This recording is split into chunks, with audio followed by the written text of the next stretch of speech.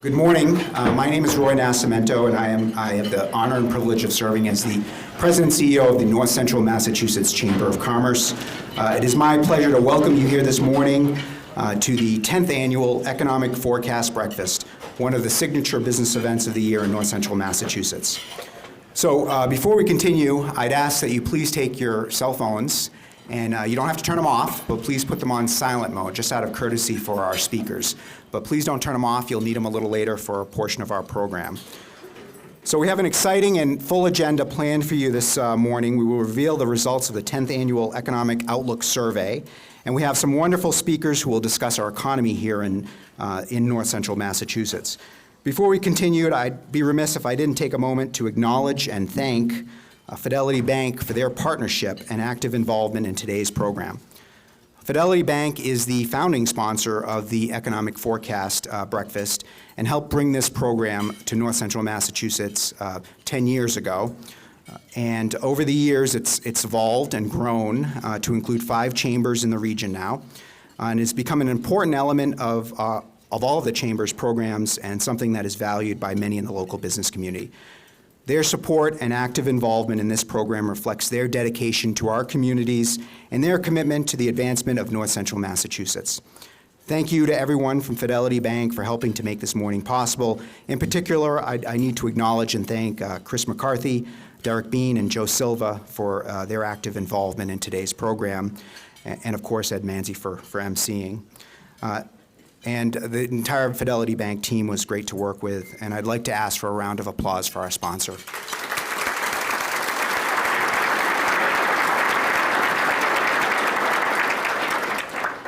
So I'd also like to recognize our chamber colleagues for their participation. So I'm going to name off the chambers and recognize the president from each of the chambers. And if you could just stand up and give a little wave. So I'm going to start with the Neshoba Valley Chamber of Commerce, which is Melissa Fedoroff, who's here, President and CEO. And then the Greater Gardner Chamber of Commerce, and Rebecca Marois is here. Sorry. The North Quabbin Chamber of Commerce, and Melissa Eaton is here, President. And the Wachusett Chamber of Commerce, and we have Jen Stanovich, who's here, the Executive Director. I want to thank all of the chambers for their active participation and support of this program. And I'd also like to acknowledge and thank several elected officials who have joined us today. I want to start off with Senator John Cronin. I saw him here. Thank you, Senator. Representative Mike Kuchmarek is here.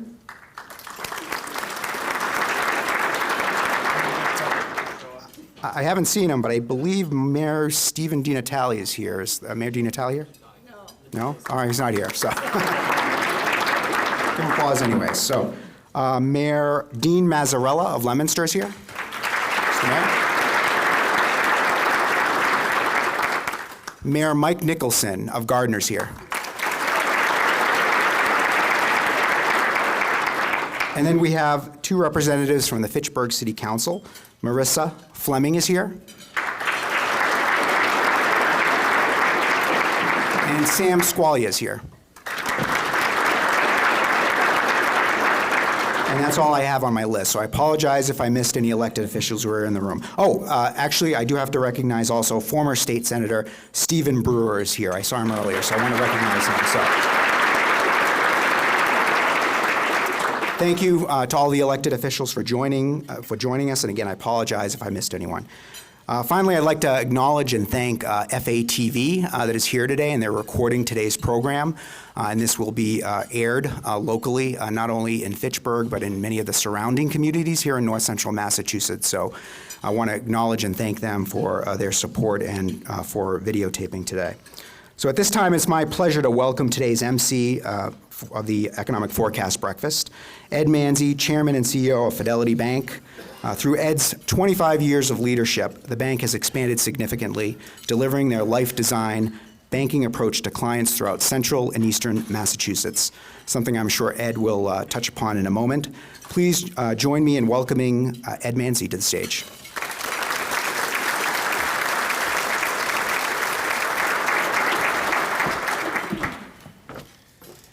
Thanks, Roy, for that kind introduction, and good morning, everyone. I can't believe it's been 10 years. This is our 10th anniversary of this event, and I'm a big fan of anniversaries, but think about, in some sense, it seems like just yesterday, but there's been so many ups and downs and ebbs and flows, it seems like a long time, too. And you'll hear today in the survey results, I wish I had a 10-year graph I could show you, but we were just coming out of the Great Recession, if you remember, in 2014, and there was a lot of concern then, and the concerns have changed. You'll hear more today about what our current concerns are, but we're really excited to have this group of people. I see a lot of old friends, clients, and new faces, so welcome to the economic forecast of 2023. For those of you who don't know Fidelity Bank, we're a full-service community bank. We were started by local people in Fitchburg in 1888. And so we've been serving Central Mass and, as Roy said, and into Eastern Mass for over 135 years. And we've been witnessing and collaborating with these 5 chambers for that entire time. And particularly in recent years, as we've seen a lot of positive momentum in this region, and it continues to today. But as positive as all that momentum is, we also know that everything isn't so positive in the broader economic landscape. And as we say in our business, there were storm clouds in the air. We've been saying that for some time now. And really the primary driver of those storm clouds, I think, and I think you would agree, and the survey will bear this out, is inflation. Inflation is at a generational high. So in most of my lifetime, inflation has been going down. My professional career, it's been going down and down. And in the last 12 to 24 months, it's spiked and has been, pretty less transitory than many people had hoped. And there's a lot of reasons for what caused the inflation, but we won't talk about those or the debate the causes. Really, what really matters the most is we all recognize that the cost of everything, when it comes to running a home or running a business, has gone up and has stayed up. And of course, as part of that, the cost of money has gone up. So that's near and dear to our heart as a bank. The Federal Reserve, the only weapon that the government really has to fight inflation, or the main weapon, I should say, is monetary policy. So they've been raising rates rapidly and dramatically since last year about this time. And I've been doing this a long time, this banking thing, and I've never seen rates move so quickly on a relative basis so much.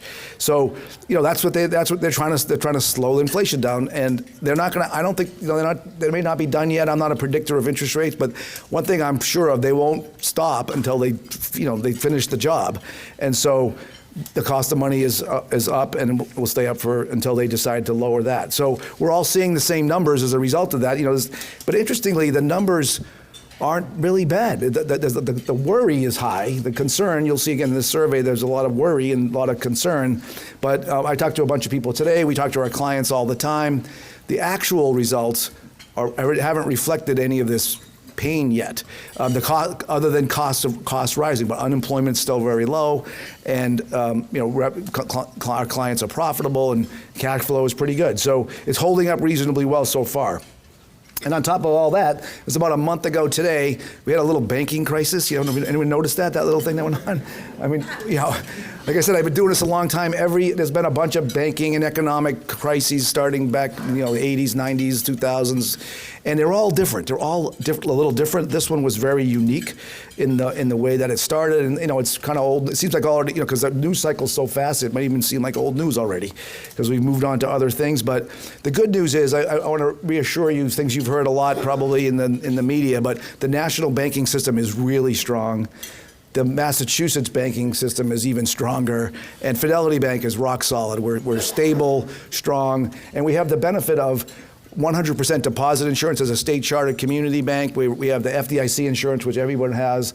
And on top of that, Massachusetts, and most people don't know this, but we're the only state in the country with an excess deposit insurance system called Depositors Insurance Fund that protects all deposits, regardless of size, at our bank. So in these recent times, our deposit flows have been positive, new clients coming in. So it's a in spite of all the concerns, it's a good story here in Massachusetts and at Fidelity Bank. And as you hear in a moment, I mentioned this already, but Joe will go through the survey results. The survey results reflect this uncertainty.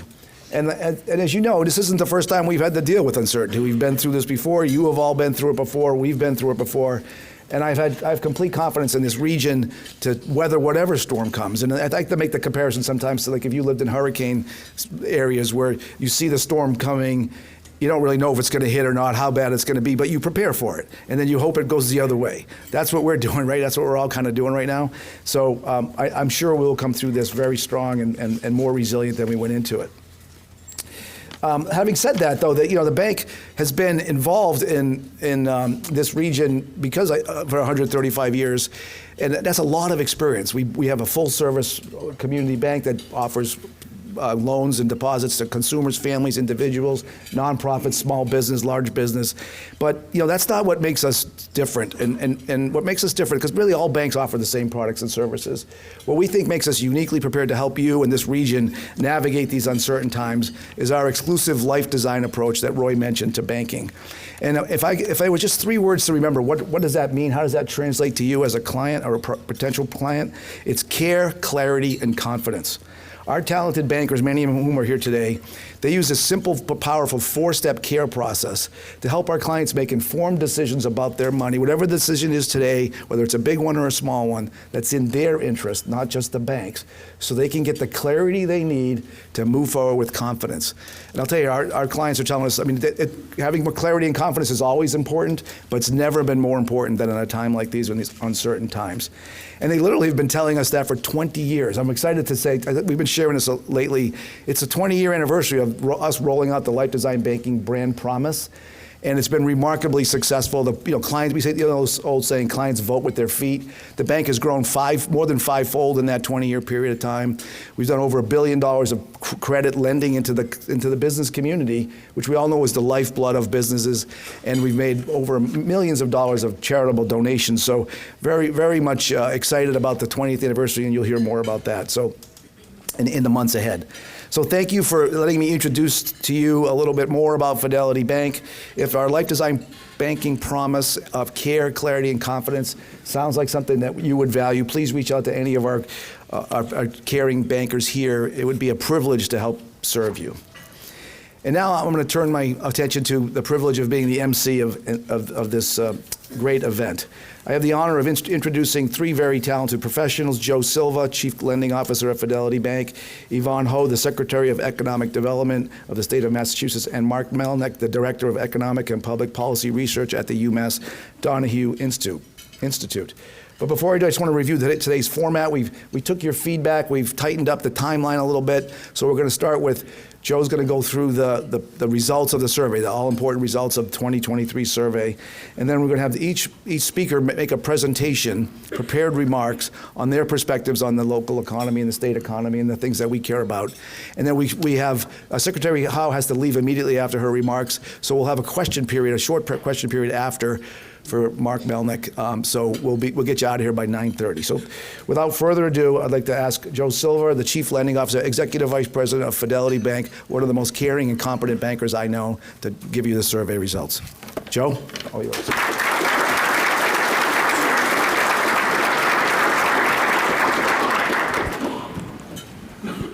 The world's not made for 6'3". Good morning, everyone. How are you? Yeah, thank you very much for coming out. It's great to see such a big crowd. It wasn't all that long ago we weren't able to get together like this. I know we've kind of gotten past that for a little bit, but I still get a little bit of a buzz, every time I'm able to come to an event, and see so many familiar, friendly faces and get the chance to interact again. So really excited to be here, and thank you very much again for coming. And it's a pleasure to be a part of this. It's a pleasure to be one of the hosts.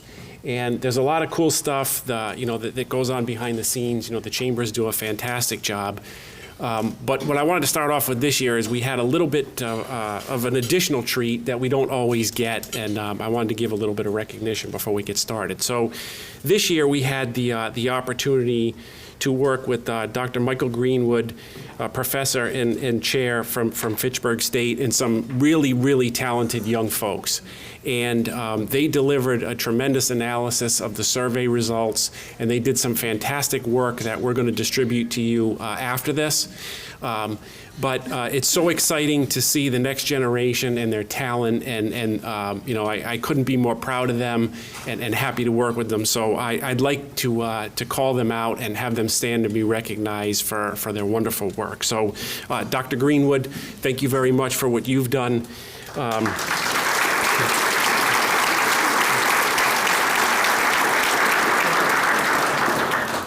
Toivo Kramer. Toivo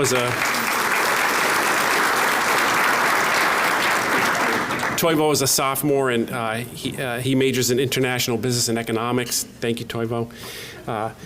Emma Beechery, a junior, studying business administration and management. Thank you, Emma. And Madison Pinard, a senior, studying business administration and management. So thank you, Madison. For the survey, we had 514 consumer respondents, 205 business respondents, and the responses were gathered in February and March of this year. So the little mini blip on the banking radar that Ed mentioned may not truly be reflected in all this sentiment, so just kind of keep that in mind.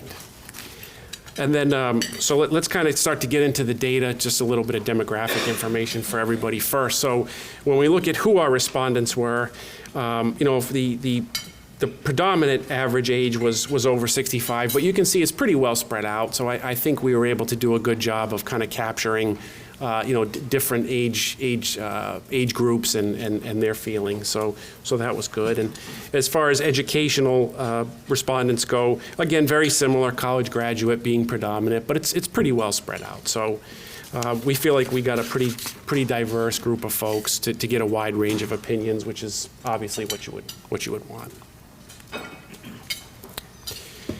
And then as far as business respondents go, if we look at who our business folks are, mostly the principals and partners, and there's a lot of great, wonderful small business people in this room. And I've been in lending a really long time, and I'll never cease to be impressed with the strength and resiliency of small businesses and the way that no matter what's thrown in front of them, they always find a way to overcome. And so, you know, great to hear from those folks.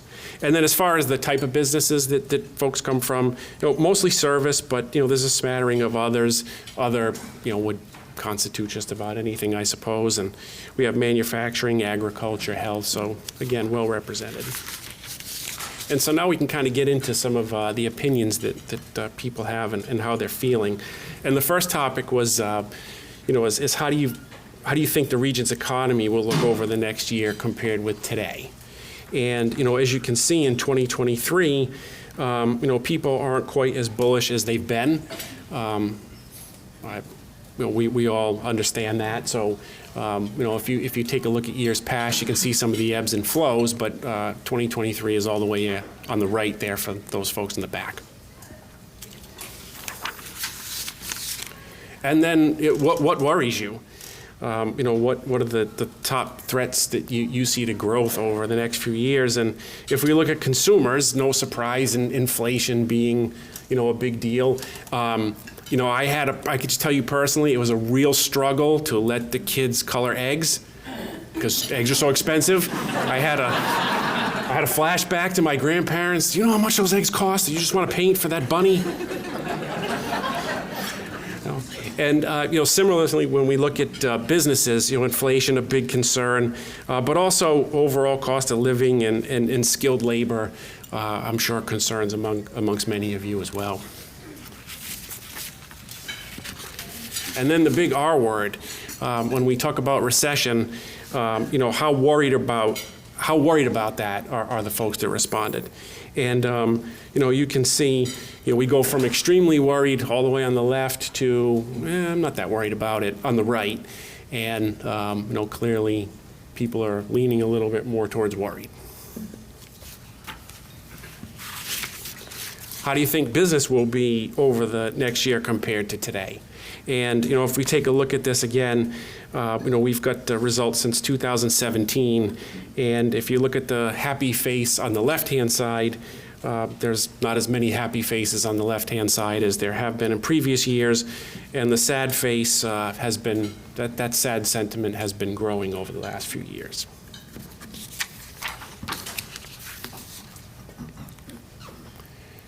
And then what's the most challenging issue your business expects to face in the next 2 years? Skilled labor continues to be the top business challenge. Inflation and overall cost of living jumped considerably from last year. I don't think that's news to anybody here. Shopping habits. We all love that, right? So this year, best price and value has gone up a lot. That seems to be the biggest concern. With online shopping, convenience, and those other things being a little bit different.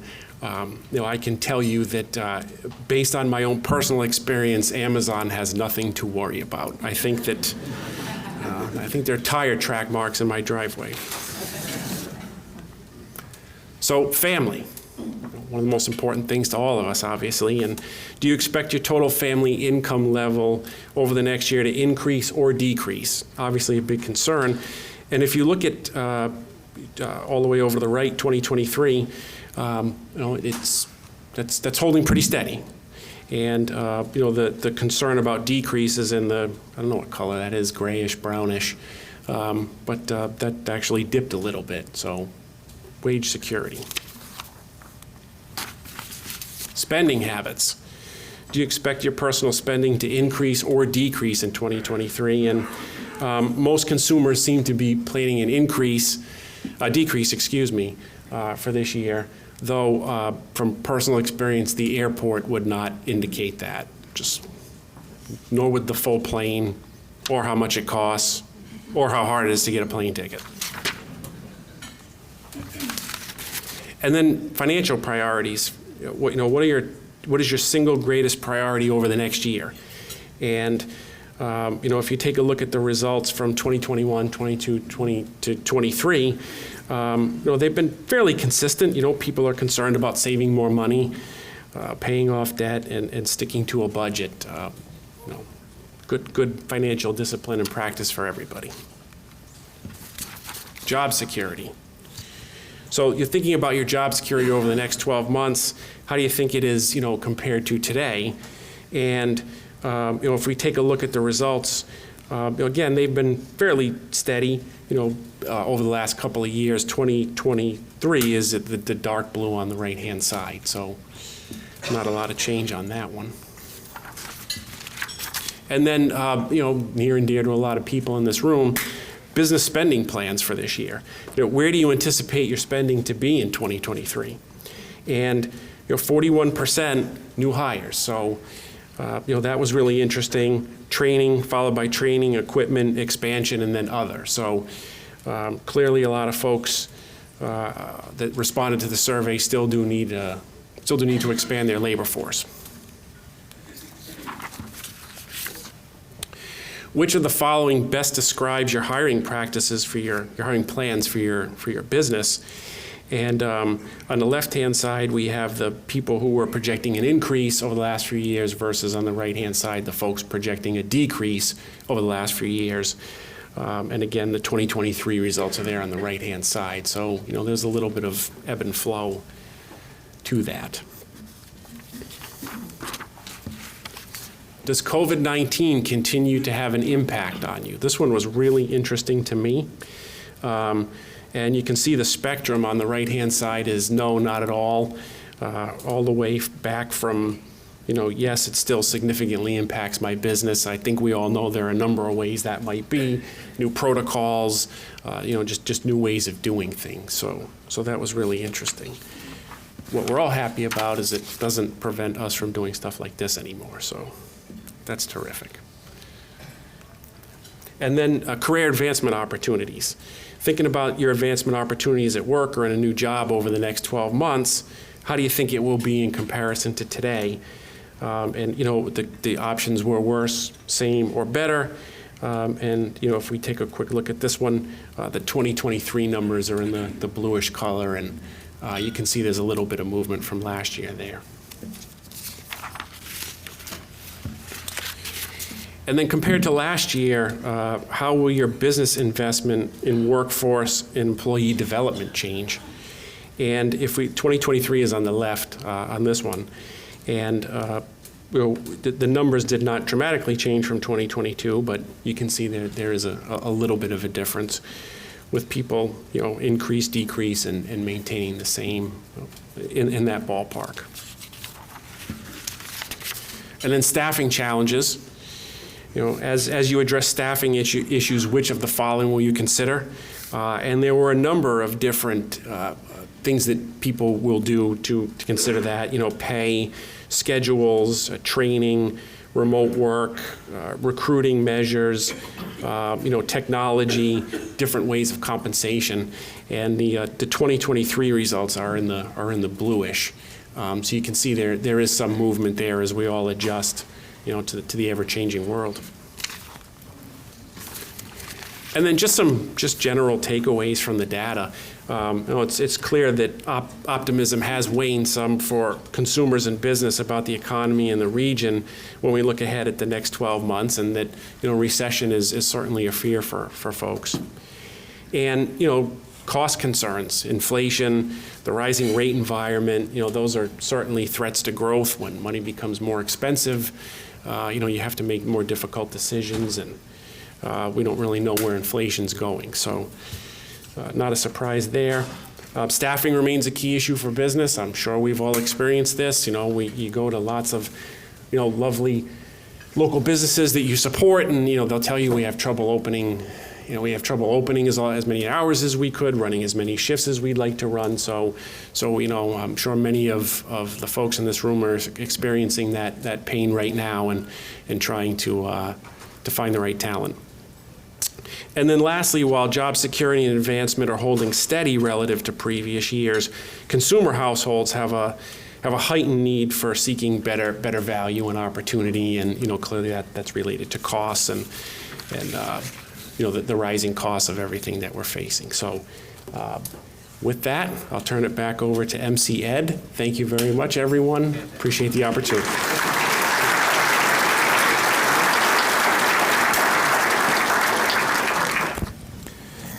It's easy being 5'11". Well, I'm lying a little bit. I'm not 5'11", but that's what my license says. Anyway, thanks, Joe. That was excellent. Really, really informative. I mean, it kind of reinforced the point I was trying to make earlier, was it's a lot of worry, but the data doesn't support the worry yet. Like in my years of doing this, in banking, one of the most important statistics to me was unemployment and people's perspective on their job security and their income. And those numbers were quite positive, relatively speaking. So, I'm focusing on the positive here today, and I'm going with that. I'm sticking with that. So, without further ado, I'd like to introduce our next speaker. Secretary Yvonne Ho has been the Secretary of the Executive Office of Economic Development for several months now, and she's had more than 25 years executive experience as a senior executive, including co-founder, advisor, and managing director at an investment firm of Cove Hill Partners, and as an operating partner at Pillar Ventures. Previously, she was the Chief Operating Officer and Chief Financial Officer of PillPack, an online pharmacy that was acquired by Amazon in 2018. She also is a former operating partner at Bain Capital, and in addition has been a board of director member of companies such as CarGurus, Flywire, Gentherm, ZipRecruiter, and Bose, from household names here. She also has been involved in the community in a very active way. She is vice chair of the board of the trustees of Beth Israel Lahey Health, a trustee emerita of her alma mater at Williams College. She lives in Williamstown and Cambridge and is a graduate of Williams College and the University of Cambridge. Please join me in welcoming Secretary Ho. Thank you.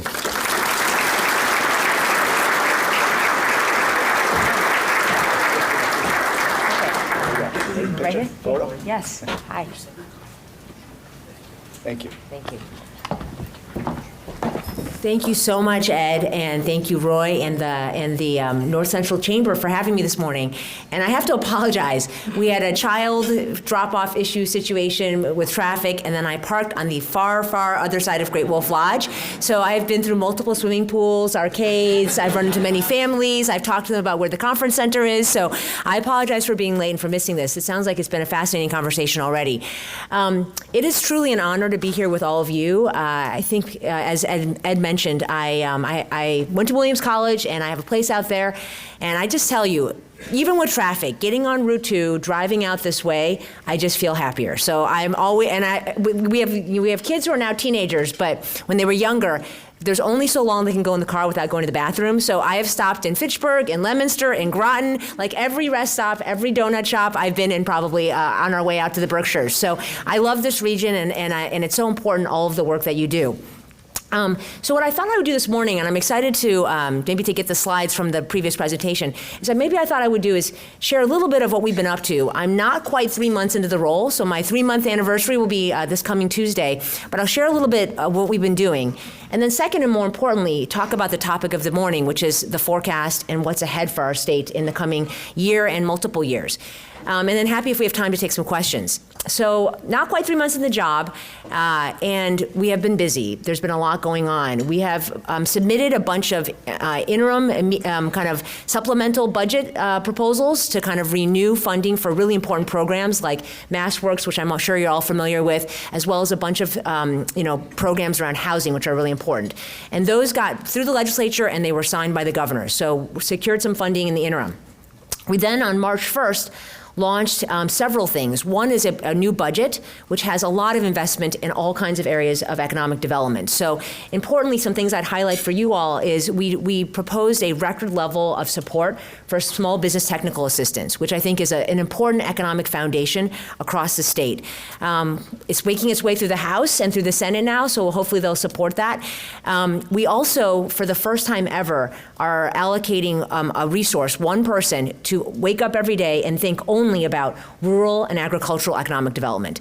One of the things that I've talked to the governor and lieutenant governor a lot about is we have an amazing state, and in my office, we think about business as kind of like business. But actually, when you look at businesses, and I've spent a lot of my whole entire career has been in business, being at Fidelity is really different than being in a startup like PillPack, and that's really different than owning a cranberry farm or owning a fishery. These are all or a hairdresser, or a restaurant. These are all very different types of businesses, and so we wanted to make sure that, again, as part of our economic foundation, rural towns, agricultural communities, these types of businesses are really different, and we need someone dedicated to that who understands the unique challenges and opportunities. So that's also in our budget proposal, and again, I hope the legislature will support us in that. The other thing is we're going to have a dedicated person in my office just focused on kind of small, micro types of businesses as well, again, to go along with the technical assistance. There are a lot of other things in the budget and that we hope that get through. But in addition to the budget, we propose two other things. One is a separation of the housing office from economic development. So in the past, and actually still today, they're one office. But I think as many of you, wherever I go in the state, I'm sure you all say the same thing. Raise your hand if you think housing is an issue in our state. Yes, pretty much everybody. And so, it's been heroic. We have an incredible team in the state working on housing, but we are at crisis level. So the numbers are something like we're 200,000 units short on housing, and in a good year, we produce maybe 15,000. I'm not a genius at math, but you kind of do that math. And if we keep doing the same things we're doing, it's going to be impossible to catch up. And no matter how many great economic development plans we come up with, it's not going to work, and we can't keep people here if we don't have affordable housing. So I'm very supportive and excited that we put forward on March 1st this Article 87 to create a separate office just dedicated to housing, so someone, again, can wake up every day and think strategically and think about how we kind of break through on housing. So that's a proposal that's right now in the legislature, and I hope we'll go through. The last thing that came out on March 1st was a package of tax proposals. And you'll hear the governor talk a lot about this, around just being competitive. And I think, way back in the day, for anyone who's old enough, you remember there was this kind of term of Taxachusetts.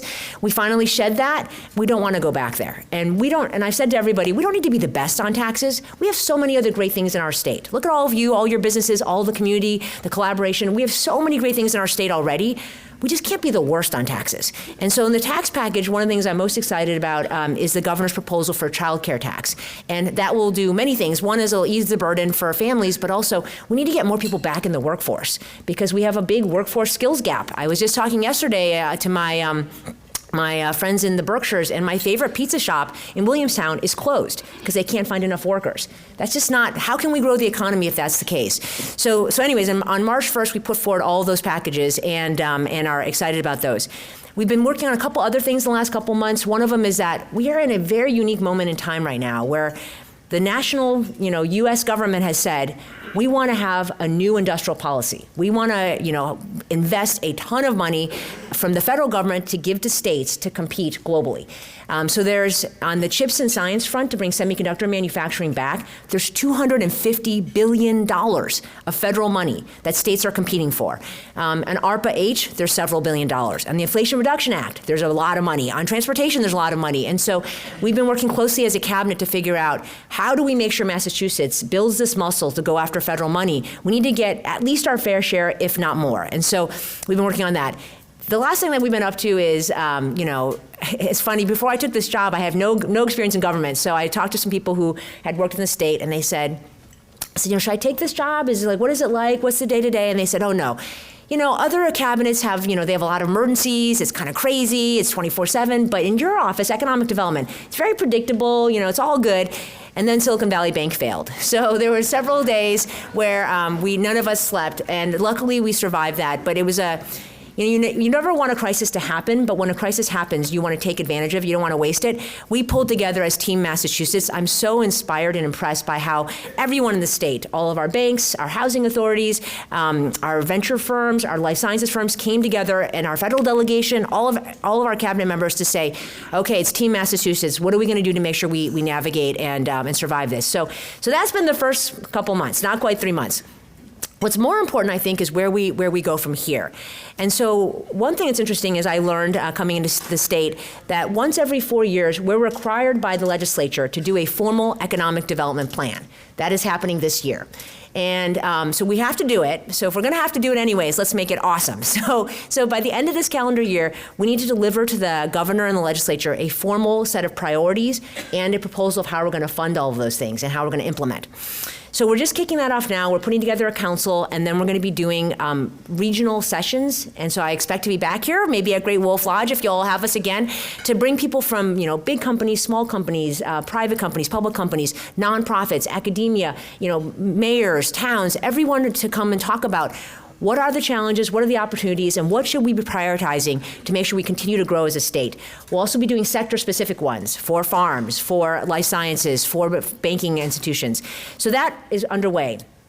But what I will say is, and I think I echo the survey that's here, as well as I caught the last few minutes of the last presentation, my current thinking, and I'll share with you, is that we're in an interesting time in our state and also in our country and the world. On the surface, if you kind of just look at it, and this is what I thought before I came into the job, I was kind of like, oh, Massachusetts is doing great. This is going to be an easy job. On the surface, we look like we're doing pretty well. Like we've had a lot of economic success. The problem is, once I've been in the job now for a couple months, I start to dig in underneath and look at the data. The trends are not good for our state. And my experience in business is that by the time it's obvious that you're losing, it's too late. So the time to act is right now, when we're still actually doing pretty well. I wake up every day with a strong sense of urgency that the time is now. We have an amazing state. We have so many great things in our state, but we have work to do. And the governor, I think, agrees with that. So the trends I'm talking about, I'm sure you've talked about this morning, and it's in the survey, there's a lot of volatility and uncertainty in the economy. So every business I've worked with, every CEO I talk to, they say, I don't know, there's inflation, interest rates are still going up, should we be making investments, should we be doing a hiring freeze, we can't fill the jobs that we have open. And in our state in particular, there's been a change. Pre-pandemic, we were always a state that between immigrants coming in and people coming in from other states, we had some positive, not a ton, but every year we kind of grew our population.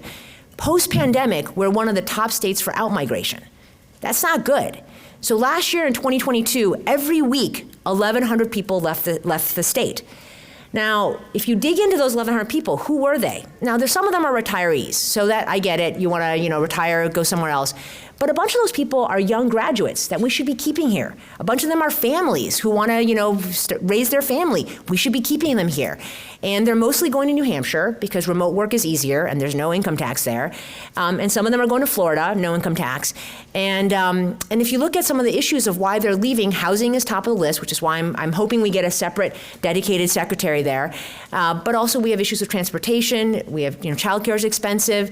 And, I guess not everybody loves the weather, although it's pretty great right now. So I'm not going to complain about that. But we have work to do. And the good news is that we have such a strong foundation to build on.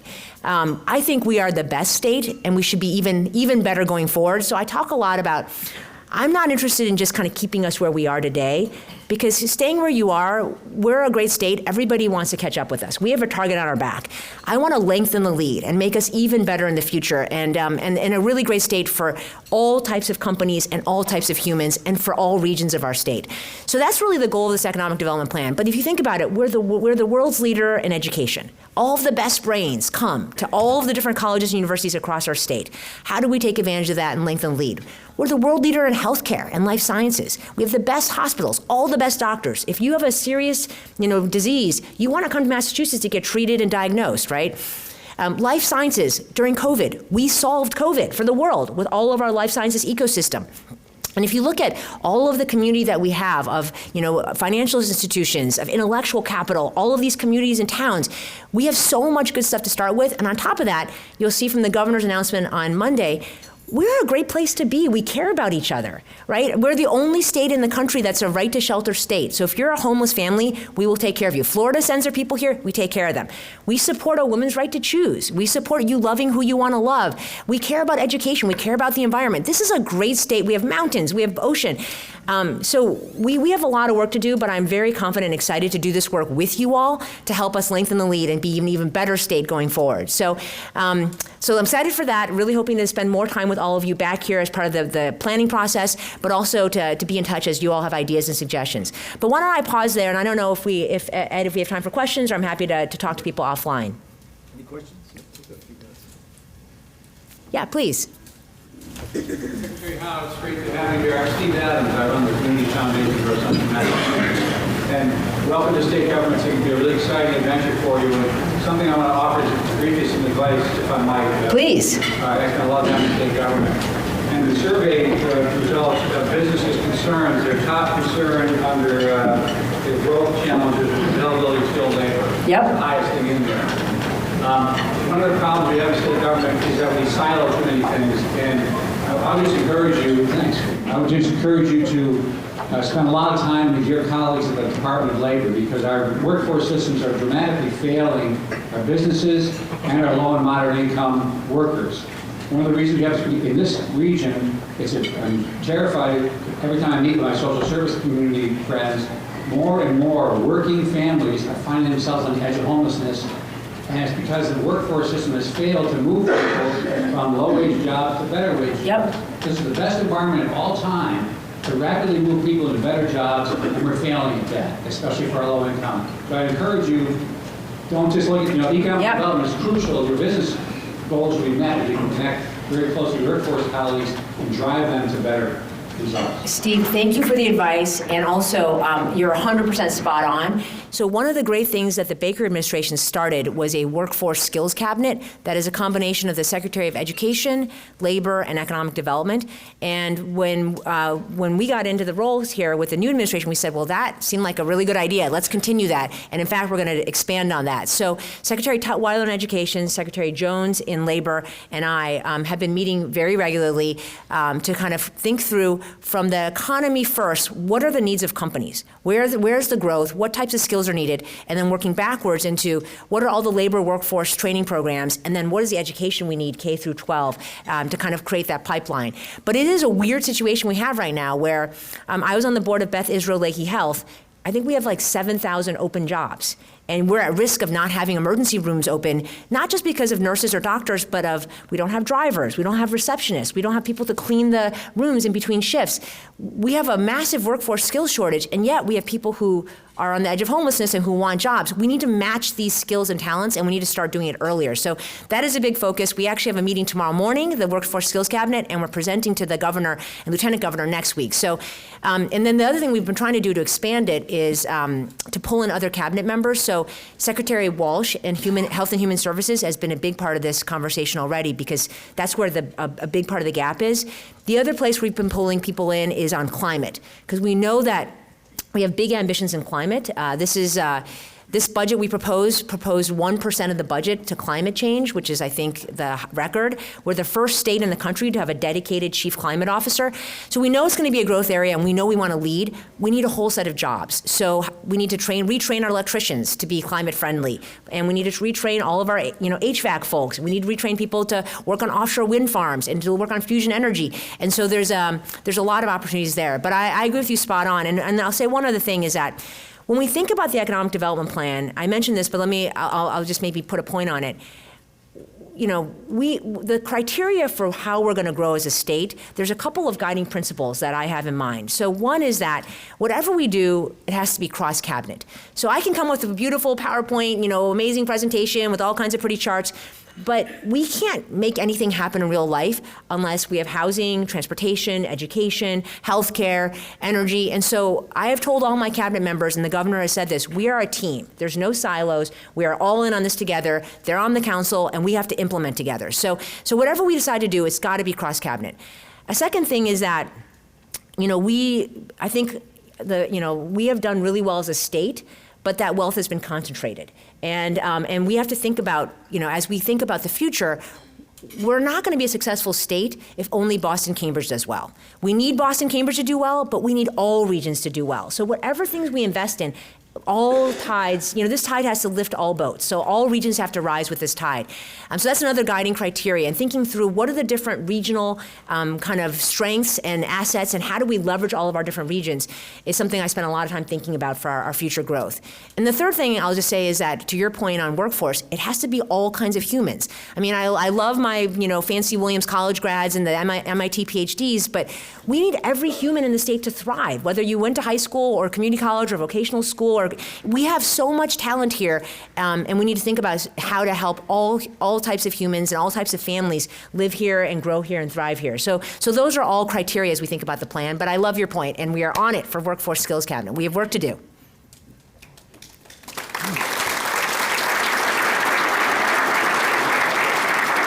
Anyone else have any questions? Secretary Powell, Mary Jo Goldhart, Economic Development Director here in Fitchburg. Yay. And glad to have you here. Gateway cities. Yes. Over the last decade, the Commonwealth has really done a tremendous job of focusing economically on kind of revitalizing our 24 gateway cities. What is your vision from here forward? Because each of the gateway cities is at a different point, but all of them are propelling forward. Any new thoughts on how the Commonwealth will support gateway cities for the next few years? I love this question. So I think the focus on gateway cities has actually been really good for the state. I was just in Lowell last night, and I was in Lawrence last week, and I've spent a lot of time in a bunch of our gateway cities. And I think you're right. There's been success overall, but some more than others. Salem, I think, has been a real success story, and the lieutenant governor has done some really great things there. But as we do the economic development plan, I think we want to relook at the gateway cities and also relook at other cities that maybe should be included in this. One of the things I'm trying to do is to learn from other states also. I mean, we're awesome, but other states are being very competitive, and maybe they're doing things that we should be thinking about and customizing to here. One of the things I was interested in is in North Carolina, they took all of their cities and they tiered them. And they kind of said, based on a bunch of criteria, and based on those criteria, they're going to get different kind of levels of focus and resource, kind of what we did gateway cities, but they did it for all of their cities. So we have 351 cities and towns. So as we think about the economic development plan, one question mark is relooking at the gateway cities and how they've done. And some have been really great, others maybe have been lagging, but also looking more broadly to say, should we have a different type of system or add more to the gateway cities? So I think that's a real area of focus for this plan. But we have so much talent in this state. And one thing that's really unique about us is that we're not that big. And people who live here care about the state. We're very lucky, and so that's why I keep talking about Team Massachusetts. And I love Team North Central and in Fitchburg and all of you. But I want to make sure we work together on all these questions, and we need the help. So if you have ideas, suggestions, feedback, please send it forward. But I'm so grateful to be part of Team Massachusetts and to get to work with all of you. Thank you so much.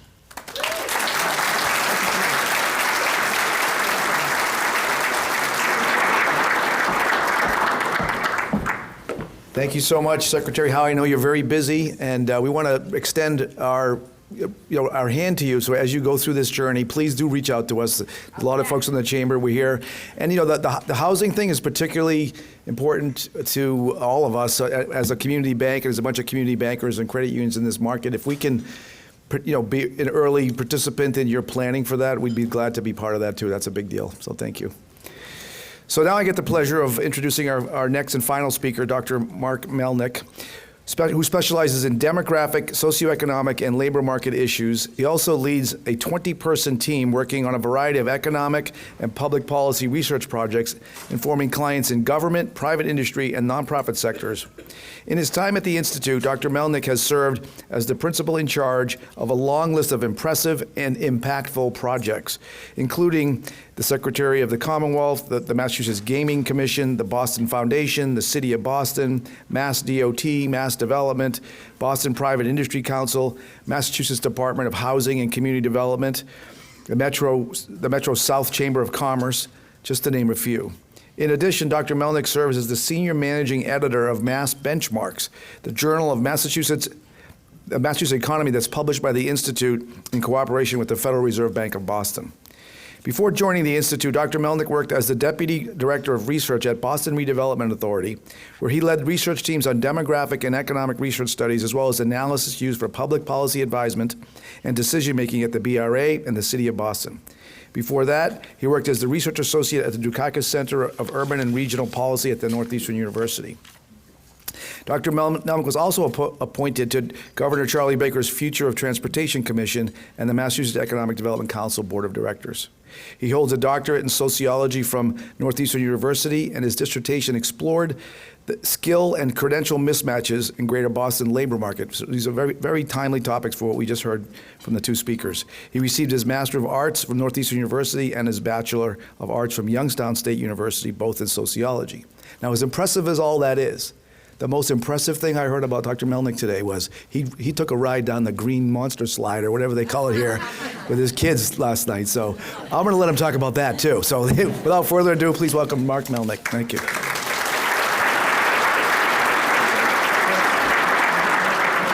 Hey, good morning, folks. Kat, you got to help me out here. I got you. Yeah, okay. So I'm Mark Melnick. I direct economic and public policy research at the Donahue Institute. I'm excited to be back here again at a list of clients that we have. One of the ones that got missed was the North Central Chamber of Commerce, and we've done a lot of great work with Roy and co over the years. So I'm always happy to be back out here and get to be a part of this event. How many people have seen me do the roadshow before? Some version of the roadshow. Oh, great! A lot of people who haven't. So those of you who have, this is actually the best one ever. And then, and if this is your first one, it only goes up from here. So, but I go out probably 10 or 12 times a year to various parts of the state and talk about things that are going on in the economy. And I get super excited about doing it. In fact, I think Kat put me last today because she was trying to put a cap on how long I talk. But one of the things that's really been interesting about this has been our ability to kind of move around and think about what different challenges have been occurring. And so there was what COVID did to us, right? And a lot of the roadshow during 2020 and 2021 were about like what's just happening to us out there. And then last year I spent a lot of time talking about, okay, COVID's we have a COVID economy now. What does this look like? And my real transition this year has been around, okay, what's happening next? So we had this I'm really excited because, the combination of Joe's presentation and Secretary Howe's really dovetails nicely with the presentation I'm about to give that is about where our challenges are in the state, but also, where we stand now and where the challenges are coming in the future. And then my kids have been on me for, this is probably the fourth time I've presented at something here, and we finally yesterday was the first time where I was able to bring them. So I kept being nervous, thinking I was going to get injured in the water park and have to cancel with Roy at some point, being like, oh, I'm sorry, but it was a great time. I highly recommend it for everybody. So, all right, so this is a lot of slides, but I'll walk us through what's happening here. So the first thing, kind of a new concept we brought out, but is Massachusetts at a glance, and some of the high-level things that we see going on in our state right now. A lot of these concepts have been touched on in one form or another, and I think it's great the degree to which we're kind of reinforcing ourselves a little bit here. But upper left, I'll just walk through it going across. Upper left, our unemployment rate's at 3.7% right now. That puts us at 19th lowest in the nation. If you would have told me 2 years ago that unemployment would be historically low in the beginning of 2023, I would not have believed you. And one of the interesting things about the economy, of course, is that we try to talk about it as a science, but there's always sticky and idiosyncratic things about each individual recession. This one was self-imposed, obviously because of the pandemic, but our bounce back in terms of unemployment was pretty swift. Our U6 unemployment rate is 6.3%. What's U6? U6 unemployment is folks who are either unemployed or part-time and would like to be full-time, but can't for economic reasons. Those opportunities aren't there. So it's really important to see that the relationship between what we call it in economics U3 versus U6. U3 is the traditional unemployment rate that you see, and U6 is this other one where we're like, okay, yeah, but how many people are working, but they're not really working enough hours? That unemployment rate is always a little bit higher. But the good news here is that it's right in the middle of the state, and it's actually a little bit lower relative to our regular unemployment rate. Population. I'm going to talk a lot about the out-migration stuff that Secretary Howe mentioned a little bit ago. Population growth for Massachusetts between the two censuses was actually pretty good and right on line with the U.S. population growth. But then we saw some really interesting and new things happening after the pandemic. So we grew 7.4% over the last year, about 5% job growth, which is also pretty robust. A few of the characteristics of the state that are important to highlight. We're 18% foreign-born in Massachusetts. That ranks us 7th in the nation. We have a huge immigrant population in Massachusetts, and in particular in some of our gateway cities and in the eastern part of the state. I've mentioned this a bunch of times in different presentations, or there weren't that many hands that got thrown up, so this will be new to a lot of you. 80% of the labor force growth in Massachusetts since 1990 has been with immigrant labor. So this has been a central part of how we've grown our economy over the last several decades, has been the attraction of foreign-born labor. And in our state, we have a really interesting bimodal distribution with immigrant labor, meaning we have a lot of folks with a graduate degree and a lot of folks with less than high school. The percentage of folks with a graduate degree amongst our immigrants is actually higher than amongst our native born. And a lot of that's driven by our tech industries, life sciences, and so on.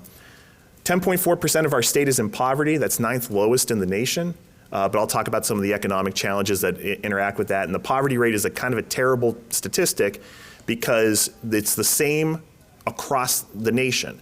So, and as we know, a family of 4 in Ohio's money spends differently than a family of 4 in Massachusetts. But the way poverty is calculated is the same nationwide. So even though our poverty rate is low, the experience of low and moderate income people in the state may look different. Our median age is 40, and that's going to be important as we talk about economic growth coming forward. And we have the most well-educated state in the nation. 47% of our state has a college degree.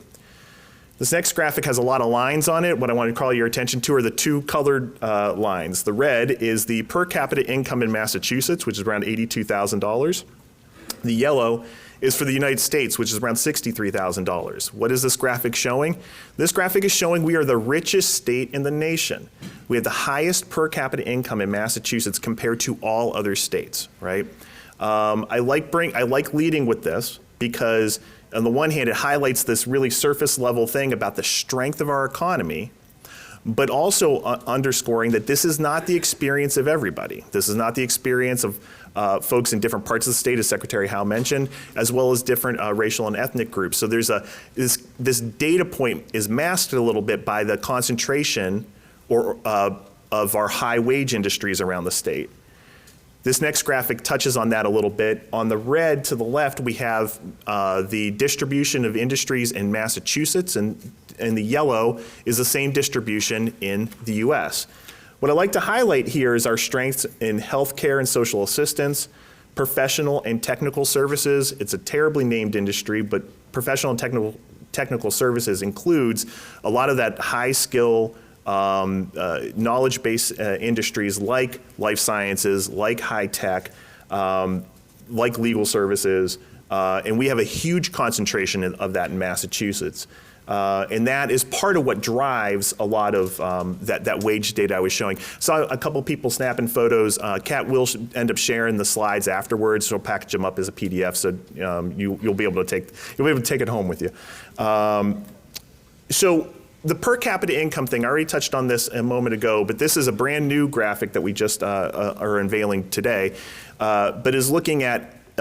I love that data on showing that we're the richest state in the nation per capita, but how does that look different across different populations? This graphic here looks at per capita income by race in Massachusetts compared to, and then comparing it to the US. And what I really want to call people's attention to is just the elevated levels of per capita income among white and Asian populations compared to Black and Hispanic. So we see the per capita income for white and Asian in Massachusetts being over $100,000. And again, the state average was 80. So then for some of our other communities of color, Black and Hispanic in particular, we're seeing per capita income around 60. So that lived experience in the state really varies depending, and a lot of that is tied to educational attainment. But we see that lived experience in the state looks very different depending on the kind of work that you do and the kind of work that you can gain access to. I highlight the importance of per capita income, but embedded inside of all this is the challenges of making it work for low and moderate income people in a high cost state. Here are some of the elements of Massachusetts that really highlight that. We have the 5th highest child care expenses in the nation. We have the 4th most expensive electricity, 3rd most expensive in natural gas, 5th highest in home values, and we have the 2nd worst traffic in the nation. And by traffic, I was focusing on Eastern Mass. So when we talk about, so I think it highlights exactly what Secretary Howe was just saying, is that we have a lot of these characteristics of the state that are very strong. Well-educated population, strong immigrant, a ton of immigrant labor. We've been growing our population between censuses, but these are the kinds of things that dampen consumer confidence when people are having these experiences around childcare, electricity, and so on. Okay, this next graphic gets into unemployment. This is more just a historic trend, and I want to highlight how Mass looks the same and different than the US. This dates back to 1976, the unemployment rate. I'll just call your attention. The red line is us, the yellow line is, I'm sorry, one more time. The yellow line is us, the red line is the US. And then those gray vertical bars are recessions that have happened over time. The thickness of the gray vertical bar is how long that recession took place. So you can see the Great Recession. You can identify it right away because it has that nice thick bar there. Well, not nice, but a thick bar there, right there in the 2010s area, 2011, 2013. One of the things I want to call attention to is that obviously the Massachusetts unemployment rate looks somewhat similar to the U.S. We're a small part of a bigger piece. But the ways in which our economy has kind of distanced itself or separated from the U.S. in this millennium. Massachusetts has grown a lot of knowledge-based industries, as I mentioned, and we see in 2000 and beyond that where the unemployment rate in Mass kind of separates from the U.S. And in particular, in the Great Recession, we weren't hit as hard as other states during the Great Recession. And as a result, we saw that distancing between Massachusetts and the U.S. Then COVID happens.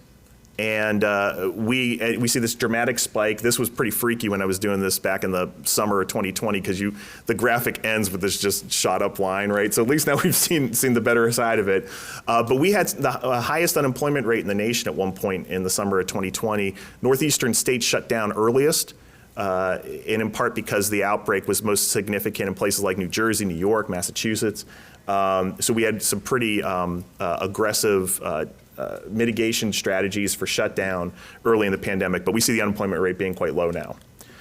That said, the unemployment rate varied dramatically depending on who you were or who you are.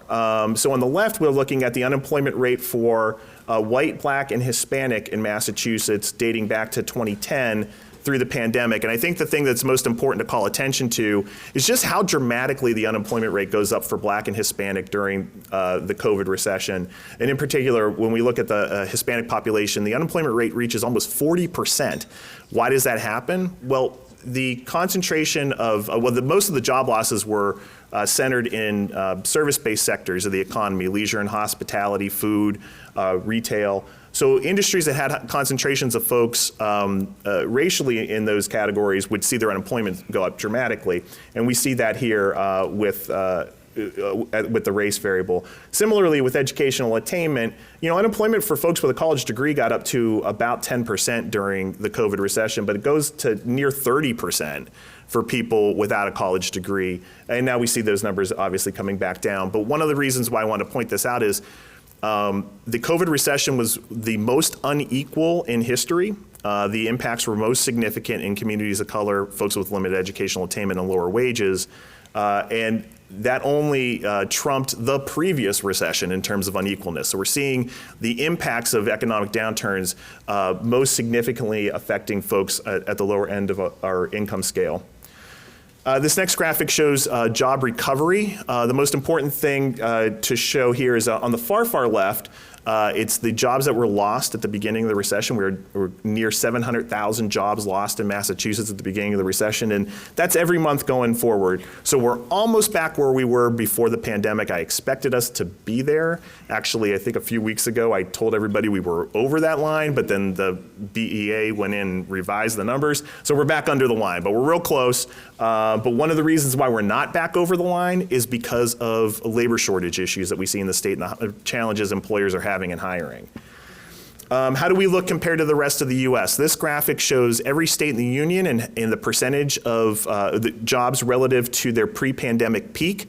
Massachusetts right now, we rank 36th in the nation at 99.8% recovered. The U.S. is at 102, so we're 2% over in this nation. But there's this glob of states that are kind of from, a little over 100 to 99, and we're firmly in that group. This next graphic is a bell bar graphic that we use to show how recovery is looked across different industries. On the top are industries that have fewer jobs today than they had pre-pandemic. So if the yellow is to the right, you have fewer jobs. And if the red is to the right, you have more jobs. That's the one we see at the bottom. So leisure, hospitality, and tourism has significantly fewer jobs now than it did pre-pandemic. The industry's been growing, but it was really whacked early in the pandemic. Retail as well. On the other end of it, the most significant thing to highlight is professional business services. We had about 56,000 jobs in professional business services pre-pandemic. We're over 100,000 now. So just in a couple of years, we had an industry that almost doubled in size. And as Secretary Howe mentioned before, our life sciences sector, cured the pandemic or stemmed the tide of the pandemic. That's where we see some of that activity, or most of that activity. Over the last year, though, job growth has looked a little bit different because some of those job growth things that we had seen were early in the pandemic. The thing I wanted to call attention to here is on leisure, hospitality, and tourism, having some pretty robust growth this last year.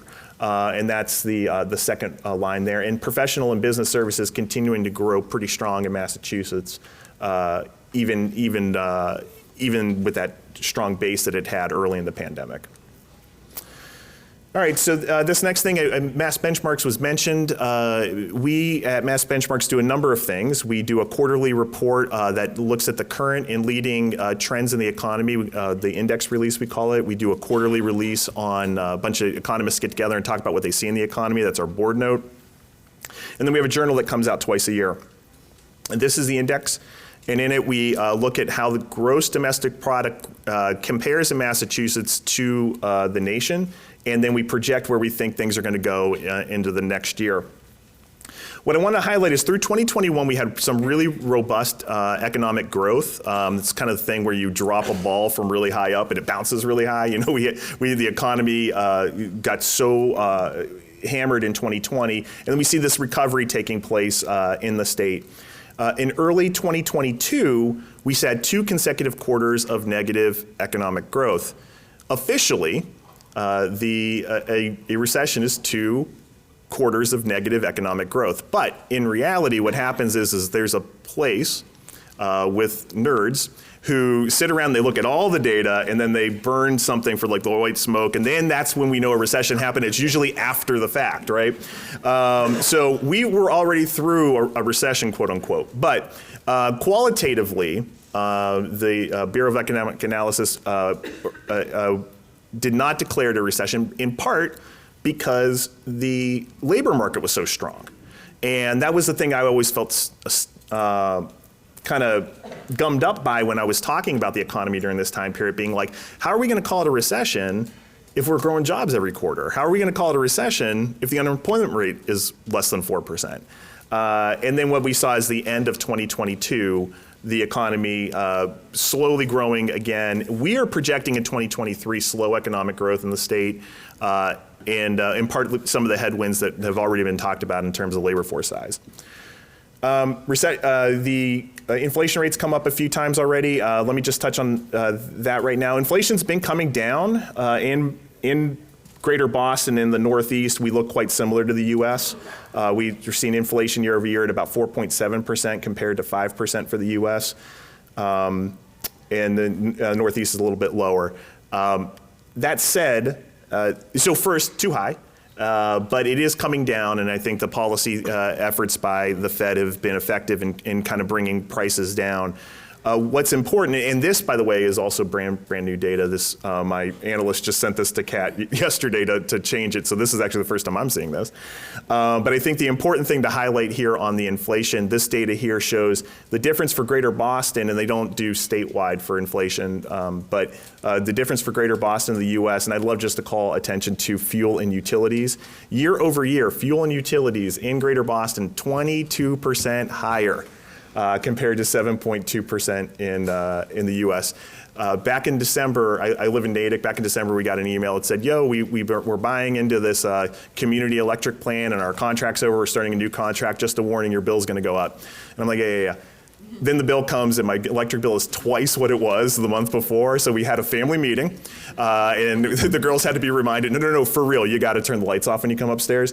But that's where we see it, and everyone feels that. And part of this is driven by the reduced capacity to bring natural gas into the state, and obviously the conflict in Ukraine is a factor in that. Okay, so back to workforce. People have been talking about how it's hard to hire labor. Well, this graphic shows it, part of it at least. Right now in Massachusetts, our labor force is smaller than it was pre-pandemic. So in the aggregate, when somebody says, I can't find people to work, and I think people were like a year and a half ago, you would have these like dumb stories that people don't want to work anymore. That wasn't what was happening. What's actually happening is that we just don't have enough workers. And then when you combine that with higher unemployment for folks with limited educational attainment, then there's the skills mismatch as well. So what we see right now in Massachusetts, fewer workers than we had pre-pandemic. That dramatic dip that we see, obviously, is the beginning of the pandemic, people dropping out of the labor force. And as you fast forward into the future, you can actually pinpoint when schools open, right? And those are instances where female labor force participation ends up growing. We talked a lot early in the pandemic of a C-session, of women leaving the labor force, and that was very true, although labor force participation has finally caught back up. But a lot of that ties back to the availability of childcare and other family supports for households. All right, so the out-migration story or the demographic story. This is my favorite graphic that we do at the Donahue Institute, and so much so that I actually have 5 different ones of this today. But I'll go through them kind of quickly. This here talks about how our population has changed over the last 20 years and the different elements of population change. At the top, we see birth and death. And that leads to what we call our natural increase, which is the broken red bar. Our natural increase is positive. We have more births than we do deaths in the state. That's not the case everywhere in the state. And as we see, those 2 lines are converging on each other. Part of that is because we were living through a global pandemic where more people were dying than would typically happen. And then we also were having lower birth rates during the pandemic. There were a lot of stories about like, or joke stories about like, we're gonna have this baby boom and these pandemic babies 9 months after the shutdowns. And I joked with folks that would only be first-time parents because those of us who already have kids would have no chance to be alone. But in any case, during down economic times, families don't generally grow, right? And then on the migration story, we have our domestic migration. We've been losers on domestic migration for about 20 years. And I think what's important here is to distinguish signal from noise. The noise, on some level, could be the degree that we're losing population. I think COVID has played some tricks with these data, but the signal is this. 20 years of net domestic outmigration, that is a trend. That is a severe trend. And it ties back to a lot of the issues that the Secretary mentioned already about cost of housing, transportation, remote work. And then we have our international migration. Typically, international migration has led to the population gains that we have. But during the previous administration, which some tighter restrictions on immigration, plus a global pandemic when no one was going anywhere, led to far fewer immigrants in Massachusetts and a loss in labor force size. Now, where are the ways in which the pandemic plays a new role here? I'm going to go through different counties real quick. This is Suffolk County. These data are brand new, just came out a week ago. So we had those news stories at the end of the year where they were highlighting Massachusetts losing population, but we didn't know exactly where that was happening, right? These data come out and they highlight each county. So this is Suffolk County. And what's important to see in Suffolk County is look at the dramatic decline in domestic migration in Suffolk County in 2021, and it kind of bounces back up in 2022, but it's still really, really low, right? Or it's still really, really significant. That's something unique about Suffolk County and gets at some of those price issues, right? The Cape is wonky, right? Look at this the domestic migration data for the Cape, right? You see where we have it circled, but like follow that line going back. So the Cape has generally drawn more people for domestic migration. It's a retirement area, right? So you have folks from maybe different parts of Mass moving to the Cape or whatever, but it's always been kind of modest, right? Then in 2021, it blows up. We have a significant domestic in-migration on Cape Cod, and then kind of comes back to trend. This is one of the things where I said like COVID did some wonky stuff to these data, because what's the trend now? 2021 clearly isn't it. That's not going to be what it is, but is it going to be a little higher than it used to be? And I think those are some of the important questions that COVID kind of produces. Similarly, looking at the Berkshires, same effect happens, not to the same extent, but the domestic in-migration goes up pretty significantly in the Berkshires in 2021, then kind of comes back down. This is Hampden County, which has Holyoke and Springfield. And I just want to call folks' attention to this. Look at the blip on death. So this is 2020 and 2021. So the death relative to births goes up. That's a pandemic. That's a global pandemic impacting mortality in low-income communities in Massachusetts. One of the things that we found at the Donahue Institute early in the pandemic was that the most predictive community characteristic to your outbreak of COVID was overcrowded housing. So it was places like Chelsea, like Lawrence, like Springfield, like Holyoke. Wasn't just density. Cambridge and Somerville didn't have the same problem. But it was overcrowded housing. And why do people live in overcrowded housing? It was for economic reasons. People don't do it because they want to. They do it because they have to economically. And Hampshire County, which has UMass, we see the wonkiness again. 2020, domestic outmigration is dramatic. 2021, domestic in-migration jumps up, right? So again, some wonky stuff with COVID and then Worcester County, where you all are, we see some of these similar effects, right? Worcester County is unfortunately huge, so it captures a lot of different things, but we see that dramatic death increase in the domestic outmigration. Again, this is all brand new stuff, and I find it super interesting, but we need to be in tune with the domestic outmigration issue, but I also wanted to highlight that there are some significant COVID-related things that are just new about these data, be it around death, and other issues. This graphic here just shows every county and how things have moved. We have less dramatic changes this year compared to last year on population change, but more losses in Massachusetts. Okay, one of the things that I talk a lot about now is about our aging workforce and our ability to fill critical job vacancies in the future. This graphic here shows population in 2010 versus population in 2050 in Massachusetts. And we call this an age pyramid. In 2010, we had, it is a traditional age pyramid. By 2050, with the population projections we do at the Donahue Institute, the age pyramid turns into a rectangle. And the reason is that we have a dramatically aging population, so those folks that are in the 35 to 44, 45 to 54 age groups start sliding down into the older age cohorts.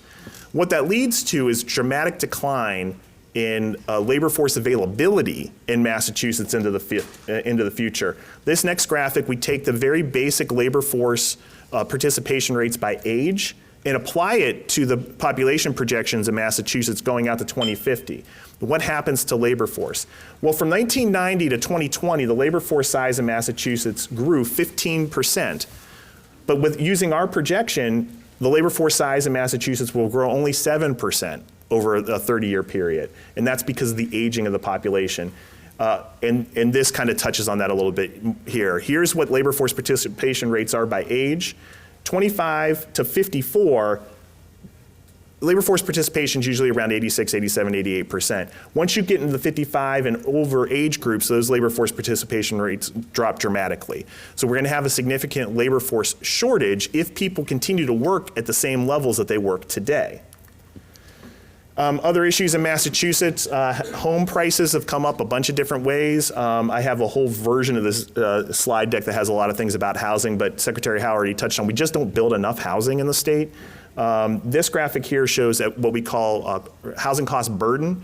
In Massachusetts, half of our renters are housing cost burdened, which is similar to the US, but ownership ends up having some differences. 30% of our homeowners are housing cost burdened, those with a mortgage. And 20% of our homeowners without a mortgage are housing cost burdened. How are you housing cost burdened if you don't have a mortgage? Well, you still are paying utilities and you're still paying taxes and you're likely on a fixed income or an older resident. So those are significant challenges for homeowners in our state. Remote work, this is something new that if anyone's seen this presentation before, you haven't seen me give that at this venue. Massachusetts has the 4th highest rate of remote work in the United States. About a quarter of all workers in Massachusetts are working remote. That's compared to 18% for the US.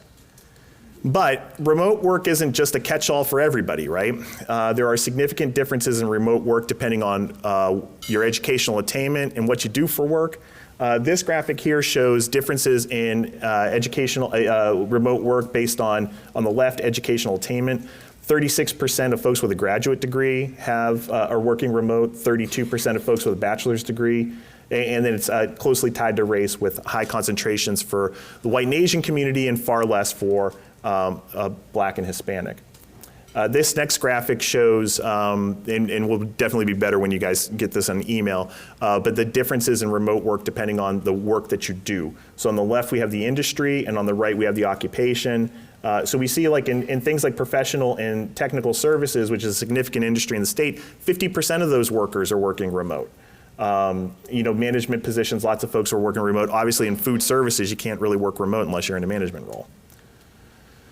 This next graphic here, we map remote work in Massachusetts. There's some limitations to these data. The 1 year, the American Community Survey comes in 2 vintages. There's a 1-year data set and a 5-year data set. The 5-year data are available for every community, but the problem with 5-year data is to capture the cities and towns, you'd have to actually be looking at the pre-pandemic period as well. So that's not any good.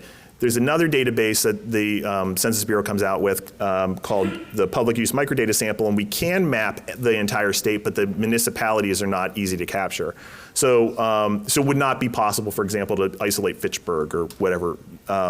But here, you can get a sense of the geographic trend. Interestingly, we talk so much about what remote work is doing for free agency of labor to work wherever. But interestingly, the most significant remote work is in the suburbs of Greater Boston, right? Which are probably the most expensive places to live as well. So there is that interesting duality that we see here about, like, and I know for myself, I have an expensive home in the suburbs of Greater Boston. I actually find my work-life balance has improved dramatically as a result of working from home as opposed to where I was in 2018, 2019. So let's talk about North Central. Unemployment rate in the region is a little bit higher than the state. We're at 4.7%, and still a little bit below where we were pre-pandemic in terms of jobs. Population growth in Worcester County has actually been pretty robust and ahead that of the nation and the state. And job growth has been a little slower here relative to the rest of the state. Immigrants are an important part of the population story here as well, 13.4%. Poverty looks similar to the state. The median age is a tick higher, and there are some significant age issues in the region I'm about to touch on, and 40% of the state of the region has a college degree. Looking at the industry mix, I think the two important things to highlight here is that this region in particular does not have a strong concentration of professional and technical services. It's actually quite a bit lower than the rest of the state, but manufacturing is huge here and is significant relative to other parts of Massachusetts. And then here in terms of job changes, we see our leisure and hospitality industry still lagging, although not terribly far off from where it was pre-pandemic. And the professional and technical services, again, is not as a significant part of the local economy. One of the things I want to draw attention to is the labor force issue. We did one of a project with Roy last year that I'm extraordinarily proud of, and I highly, it's great. You should all check it out. But we did an exercise where where Roy's basic question was, how do we grow the labor force in this region? What issues are we faced with? And it's an evergreen question. Everywhere could ask this question. But with this significant potential issue here because of the age of the North Central region. This is that data point I showed you earlier about the slowing labor force growth in Massachusetts, looking at the previous 30 years compared to the next 30 years. Well, this is what happens in North Central. In North Central, if you take our population projections out to 2050 and apply current day labor force participation, what happens? The labor force actually shrinks 7%. So being proactive and thinking about how you stem that tide is going to be critical from a policy perspective. And the work that we did with Roy and Co. was looking at two types of workers, what we called hidden workers and future workers. Hidden workers being those folks who might be able to work now, but aren't for whatever reason, right? Folks with a criminal record, people with disabilities, any population where the labor force participation rate may be lower than optimal. And how do we increase labor force for them? So it gets at the question that the gentleman asked when the secretary was on stage. Here's an opportunity to increase engagement in labor force. How do we do it? And then the future obviously is like all of our children, right? When we talk about 2050, those are my kids, right? And those are going to be your guys' kids. How do those folks get engaged in the labor market? And that's going to be a critical issue for so many parts of the state, but central to here. So with that, I will stop. Kat, how'd I do? Okay? Yeah, all right. She yelled at me last time. So happy to take any questions. Secretary Howe said the housing shortage in the state is about 200,000. Looking at the data, what was it in 2020 before the net out migration was negative? I'm trying to reconcile that. Yeah, so there's two issues there. Is it concentrated to certain geographic areas in the state? That's basically... It's a mix. So we did a poor job of keeping up with housing production for probably the better part of 50 years. And so one of the things that we see, and that's everywhere. It is most pronounced in the eastern part of the state and got exacerbated post the Great Recession, because we saw that population gains between 2000 and 2010, 2010 to 2020 were very concentrated in Greater Boston. So we see the price issues, the transportation issues. I think that Greater Boston makes up about 45% of Massachusetts, but was accounting for 2/3 of the population growth. So now some of those communities are doing a better job than others in terms of producing housing, but we're way, way behind. Now on the reconciling question, because one of the things that I will say normally here, and I missed it today, was how are we talking about housing shortages at the same time we're talking about population loss? And one of the issues is also is two things. One is the backlog of not building enough housing, which has led to high prices. The second is the types of housing that we need. So we have this different makeup of households that we anticipate in the future. Versus the kind of households that we had before. So in an aging population, so building 4-bedroom houses for people who are becoming empty nesters doesn't make any sense, right? So how are you able to produce the kind of housing for the population that you're going to need? So it's different kinds of housing, which may include transit-oriented development, smaller units, age-restricted units, those kinds of things. So while there is this kind of it feels incongruent concept of, hey, we're losing population. Great, the housing prices are going to finally come down. We just don't have enough housing to account for what we didn't do before. There's been a big emphasis on, multifamily, obviously. Right, but again, still haven't caught up. Family housing prices have also significantly soared even through the pandemic. Right, And lead you to believe that, there's essentially, it's not just multifamily, but also single family. There's a shortage of. Is that calculated in that 200,000? Yes. I'll just echo,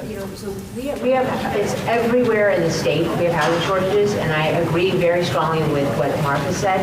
It's all kinds of housing, and the issue is that it didn't happen in the last year or two. There's a chart, Mark, I'll show you that, I'm also a data nerd, that shows housing production per capita across cities and states, and it's a really striking chart. We are on the extreme far low end. And one of the differences in our state is that housing decisions, if you ask everybody says we don't have enough housing. Everybody wants to build more housing.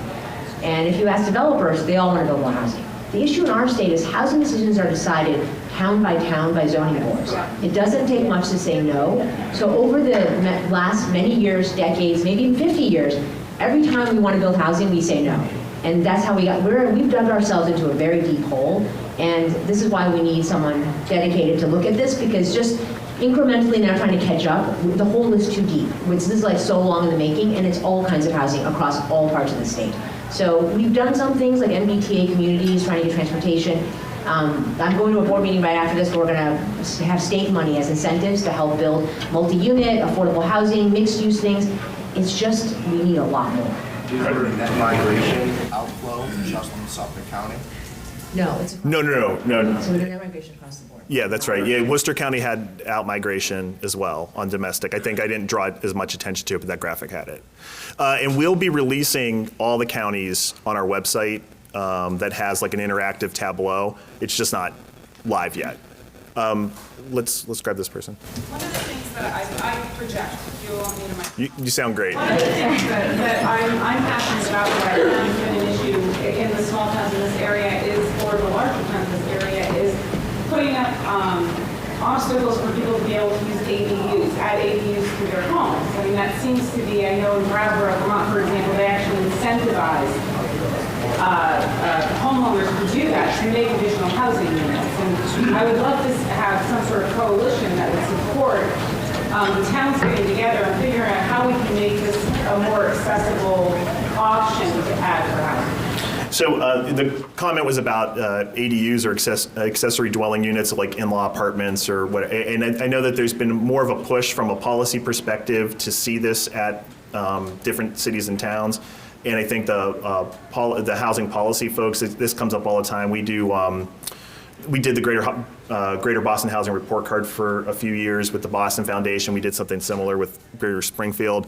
And the ADU issue as a matter of policy is always something to look at. I think, like as the Secretary points out, the big challenge is that we're producing housing in 351 different places, right? So like recently I gave this presentation in Amesbury because I was invited to speak at their housing summit because Amesbury was having this, like, we want to build more housing in Amesbury. Amesbury has 10,000 people. They had a 5-hour event to talk about should we build more housing. So you can imagine how slow it is incrementally to move that needle if we're doing that every place. I think the previous administration did a great job with the Housing Choice Initiative to help reduce the community meeting threshold for changing zoning. But I think an all-in approach for thinking about housing affordability is one. And then one of the things that I would typically say in here is, all these things are kind of tied together with that broader labor force question, right? Because how do we make it easier for folks to live here? So there's going to be, whether it's workforce development, housing costs, transportation. I think I love living here. I've been, I spent half my life here, the first half of my life in Ohio. I've never seriously considered moving from Massachusetts, but there were certain times during 2018 or 2019 when I'd be commuting west to east, being like, what am I doing, right? I can hear Stephanie Pollack saying to me, the old transportation secretary, that there's no traffic jams in Detroit. And while that's true, how soul-sucking those experiences are. So I think that entire, but I think it's an all-in thing when we think about economic development and what it means for our economic competitiveness later. I think you guys are trying to stop me. All right, I'm going to stick around for a little while, but then I got to get back in the water park. So.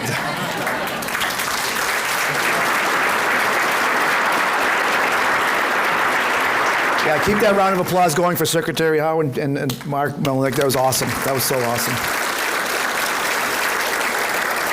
So to wrap up this morning, I want to thank you all again for coming, the Chambers, for all the work they did, the team from Fidelity Bank, Chris McCarthy, the chairman of the Chamber. I know this is your legacy swan song here at this event, so thank you very much, Chris, for your leadership here. I'm struck by, at our organization, we talk about, we've been talking about this a lot lately, about how the world is changing dramatically and fast, and how we need to be agile and move, get ahead of it, and be open-minded to the change. All the while embracing those things that never change, our core values, our mission, the reason we exist, or those people in 1888 started the bank. I think that theme is very relevant here. I mean, we have, the world changed dramatically and fast. I mean, those statistics, the COVID thing, the out-migration accelerating, the birth rate, all that stuff, we really can't affect that. So we have to be agile. We have to figure out new ways to adapt and be successful, while embracing, you mentioned all the things that we love about this state. Like, we don't want those to change. We're going to keep that and embrace that. And I'm more confident than ever that by working together with all of you and the new administration and all the smart people and hardworking people in Central Mass and throughout the region, that we're going to go farther and accomplish more than any of us can imagine today. So thank you very much for being here today, and have a great day.